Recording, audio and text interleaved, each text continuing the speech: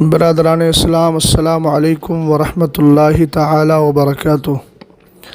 حامدا و مصلیا و مسلما اما بعد فاعوذ باللہ من الشیطان الرجیم، بسم اللہ الرحمن الرحیم۔ قل جاء الحق وزهق الباطل ان الباطل كان زهوقا۔ آمنت باللہ صدق اللہ العظیم وصدق رسوله النبی الامین المتین الکریم۔ صلو علی الحبیب اللہ رب محمد صلی اللہ علیہ وسلم، نحن عباد محمد صلی اللہ علیہ وسلم، صلاۃ والسلام علیک یا رسول اللہ صلی اللہ تعالی علیہ وسلم۔ جس نے بد مذہبوں کے قلعے ڈھا دیے، ہمت اعلی حضرت پہ لاکھوں سلام۔ وادی رضا کی کوئے ہمالہ رضا کا ہے، جس سمت دیکھیے وہ علاقہ رضا کا ہے۔ جان ہے عشق مصطفیٰ روز فضو کرے خدا، جس کو ہو درد کا مزہ ناز دوا اٹھائے کیوں۔ انہیں جانا انہیں مانا نہ رکھا غیر سے کام، للہ الحمد میں دنیا سے مسلمان گیا۔ الحمدللہ رب العالمین۔ میں بریلی شریف مرکز اہل سنت کا ایک ادنا سا خادم ہوں، اور حضور تاج شریعت نور اللہ مرقدہ کے قائم کردہ ادارہ مرکز الدراسات الاسلامیہ جامعۃ الرضا کا ایک ادنا سا خادم ہوں۔ کسی عزیز نے میرے واٹس ایپ پر دیوبندی مکتبہ فکر سے تعلق رکھنے والے ایک مولوی جس کا نام امتیاز پلامبی ہے، یوٹیوب پر جس کا چینل مفتی امتیاز پلامبی آفیشیل کے نام سے ہے، اس کی کلپ میرے پاس بھیجی، جس میں اس شخص نے جامعۃ الرضا سے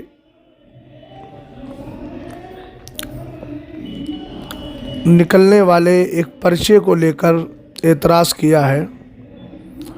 دراصل ابھی جامعۃ الرضا کا سالانہ امتحان ختم ہوا، اختتام پذیر ہوا، الحمدللہ رب العالمین۔ اور سب جانتے ہیں کہ ہم اہل سنت والجماعت مسلک اعلیٰ حضرت کے ماننے والے حسام الحرمین کو مانتے ہیں، اور یہ وہی حسام الحرمین ہے جس میں طواغیت اربعہ یعنی 4 شیطان، جن میں پہلا شیطان رشید احمد گنگوہی، دوسرا قاسم نانوتوی، تیسرا خلیل احمد امبیٹوی، اور چوتھا جو ہے وہ اشرف علی تھانوی، ان سب کی تکفیر کی گئی ہے، اور تکفیر جو ہے وہ بلا وجہ نہیں ہے۔ تو یہ حسام الحرمین ہمارے جامعہ کی ایک جماعت جس کو جماعت سادسہ کہا جاتا ہے، اس کے مطالعے میں شامل ہے۔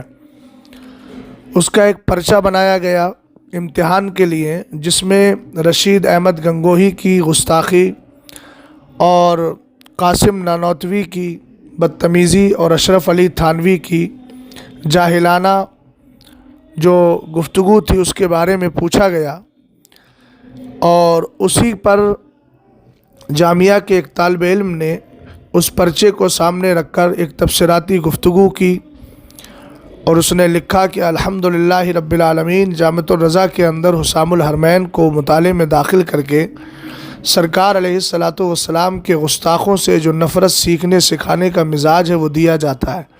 لہٰذا چاہیے کہ ہندوستان بھر کے سارے مدارس میں حسام الحرمین کو داخل نصاب کیا جائے، تاکہ بچے سنی اور بدعقیدہ کے درمیان جو اختلاف ہے اس کو سیکھ سکیں۔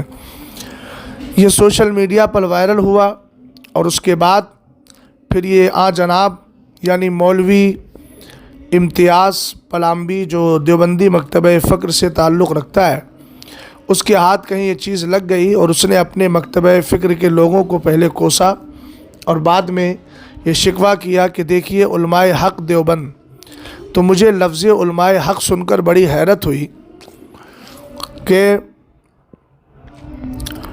جنہوں نے پوری زندگی انگریزوں کے تلوے چاٹے ہوں اور ہندوستان کی آزادی کے وقت جب کہ علامہ فضل حق خیر آبادی جیسی ذات فتویٰ دے کر سارے مسلمانوں کو انگریزوں کے خلاف متحد کرنے میں لگی ہو، اس وقت مولوی اشرف علی تھانوی 500 روپیے پر اپنی زندگی گزار رہا ہو اور وہ انگریزوں کا صدقہ کھا رہا ہو، ایسے لوگ اپنے آپ کو علماء حق کہتے ہیں۔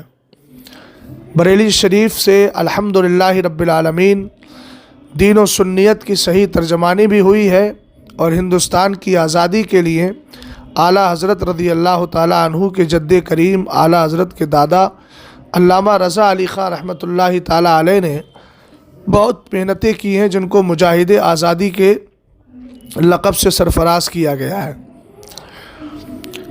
اب میں سب سے پہلے اہل سنت والجماعت کے سامنے اس بات کو کلیئر کرنا چاہتا ہوں کہ حسام الحرمین میں مرزا غلام احمد قادیانی کے ساتھ، وہ تو قادیانی مذہب کا بانی ہے، لیکن دیوبندی مکتبہ فکر سے تعلق رکھنے والے جن 4 مولویوں کی تکفیر کی گئی ہے اور اس پر علماء حرمین طیبین کے فتاویٰ بھی موجود ہیں، ان کی تصدیقات بھی موجود ہیں، وہ دراصل کافر ہی ہیں، اور وہ کافر بریلی شریف نے بنایا نہیں ہے، بلکہ جو کافر ہو چکے تھے اپنی گستاخیوں کی بنیاد پر اعلیٰ حضرت نے ان کے کافر ہونے کو بتایا ہے۔ بنانا جرم ہے اور بتانا یہ ہر عالم کی ذمہ داری ہے۔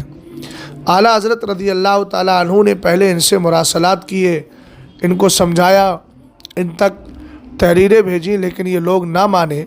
تب امام اہل سنت رضی اللہ تعالیٰ عنہ نے یہ فتویٰ دیا اور علماء حرمین طیبین سے ان کی تصدیقات لی، جس پر انہوں نے بلا شبہ ان کو کافر مانا۔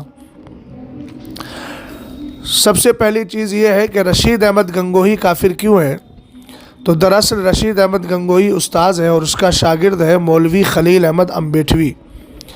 رشید احمد گنگوہی نے کتاب لکھی براہین قاطعہ اور چھپوائی اپنے شاگرد کے نام سے، یعنی خلیل احمد امبیٹوی کے نام سے، اور اس کتاب کے اندر یہ کہا کہ سرکار دو عالم صلی اللہ تعالیٰ علیہ وسلم کا جو علم ہے وہ شیطان اور ملک الموت سے کم ہے، اور شیطان ملک الموت ان کا علم سرکار دو عالم صلی اللہ علیہ وسلم کے علم سے زیادہ ہے۔ معاذ اللہ، دنیا جانتی ہے کہ سرکار دو عالم صلی اللہ تعالیٰ علیہ وسلم کو اللہ رب العزت نے ساری کائنات کا علم عطا فرمایا ہے۔ حضور اکرم صلی اللہ علیہ وسلم خود فرماتے ہیں، کہتے ہیں کہ عطانی ربی فی احسن صورہ، میرے رب نے مجھے بہتر انداز میں اپنا دیدار کرایا۔ فقالا، تو رب نے ارشاد فرمایا، فی یا محمد و فیما یختصم الملأ الاعلیٰ، محبوب یہ بتاؤ کہ ملائکہ مقربین کس چیز میں جھگڑ رہے ہیں؟ سرکار علیہ السلام کہتے ہیں، میں نے رب کی بارگاہ میں عرض کی، لا ادری مولا، میں نہیں جانتا۔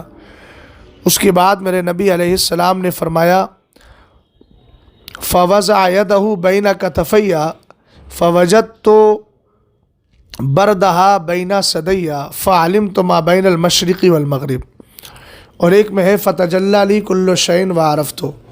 حضور اکرم صلی اللہ علیہ وسلم فرماتے ہیں، اللہ نے اپنا دست قدرت میرے دونوں کاندھوں کے بیچ رکھا، جس کی ٹھنڈک کو میں نے اپنے دل میں محسوس کیا، کائنات کی ہر چیز مجھ پر ظاہر ہو گئی اور میں نے ہر چیز کو پہچان بھی لیا۔ اور ایک میں ہے کہ میں نے مشرق و مغرب ساری چیزوں کا علم لے لیا۔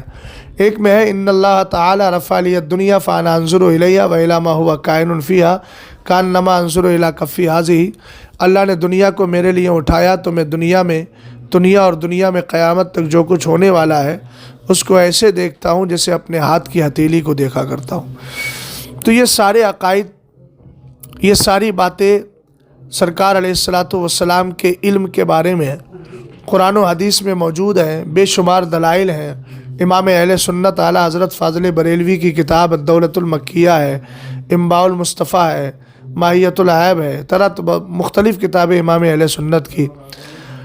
اور اسی طریقے سے اعلیٰ حضرت کے جو شاگرد رشید علامہ صدر العلماء علامہ سید نعیم الدین مراد آبادی رحمۃ اللہ تعالیٰ علیہ، ان کی بھی ایک کتاب ہے کلمۃ اللہ الکلمۃ العلیٰ، اور فی علم غیب مصطفیٰ کے نام سے غالباً اسی نام سے ہے، اور بہت ساری کتابیں لکھی گئی ہیں، مگر انہوں نے سرکار دو عالم صلی اللہ علیہ وسلم کے علم کو معاذ اللہ شیطان اور ملک الموت سے کم مانا۔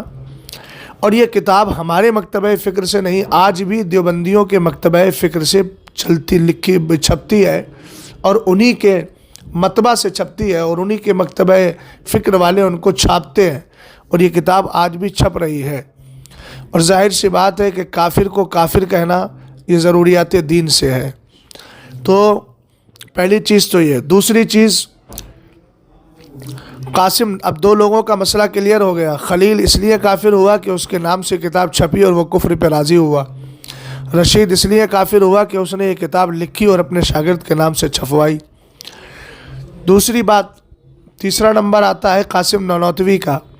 اس نے تحذیر الناس لکھی، اس کی براہین قاطعہ تھی، اس کی تحذیر الناس ہے، جس میں سرکار دو عالم صلی اللہ علیہ وسلم کے بعد بھی اگر کوئی نبی آ جائے تو اس نے کہا کہ سرکار کے آخری نبی ہونے میں کوئی فرق نہیں پڑے گا، اور یہ بتایا کہ یہ عوام کا خیال ہے جو یہ کہتے ہیں کہ سرکار کے زمانے کے بعد اب کوئی نبی نہیں آئے گا، یہ عوام کا خیال ہے، جبکہ قرآن پاک کہتا ہے ما کان محمد ابا احد من رجالکم ولکن رسول اللہ و خاتم النبیین، میرے محبوب آخری نبی ہیں۔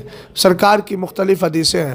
تو سرکار دو عالم صلی اللہ علیہ وسلم کے بارے میں جو اجماعی قطعی یقینی حتمی عقیدہ تھا، اعلیٰ حضرت رضی اللہ تعالیٰ عنہ نے ان کی اس گمراہی اور بدعقیدگی اور کفر کو رد کرتے ہوئے پورا ایک رسالہ لکھا جس کا نام ہے جزاء اللہ عدوہ بإبائی ختم النبوہ، اور ایک رسالہ لکھا المبین ختم النبیین، اور بھی مختلف رسائل میرے امام کے ہیں۔